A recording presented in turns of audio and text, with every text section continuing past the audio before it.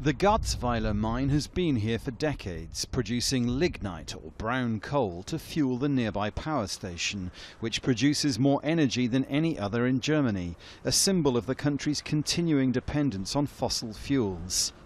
In 2019, brown coal and hard coal, or anthracite, provided more than 29% of the electricity used. Nuclear provided 14%. Renewables accounted for 46%. But ministers are committed to combating climate change by reducing emissions and spent much of the last year deep in discussions about how to meet those commitments.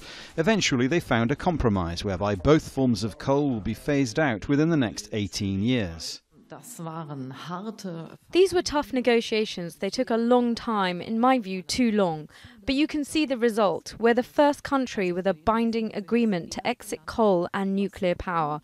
And that's an important signal internationally. FELIX was a member of the commission which advised the government to prioritise a steady phasing out of coal. He says they've not taken that advice and broken their promises in doing so. They violated this recommendation of the steady phase-out. The pathway at the moment is to wait until the year 2030 and to wait until the year 2038 and shut down the major share of the lignite plants shortly before these deadlines.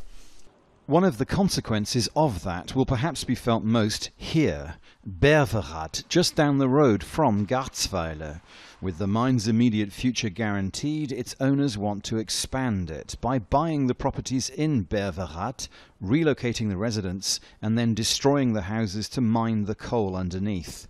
Already some people here have taken the money and moved out, but not BRITTA, whose family has lived here for 6 generations. She is fighting to stay. We need to go back onto the streets. We must show people, above all, we must show politicians, that what they're planning to do is absolutely mad. We must show them that we won't put up with it. Ministers are clear that mines like these will one day disappear and that renewable sources of energy are the answer.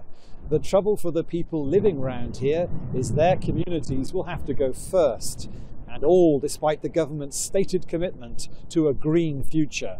Dominic, Kane, Al Jazeera, GARZWEILER.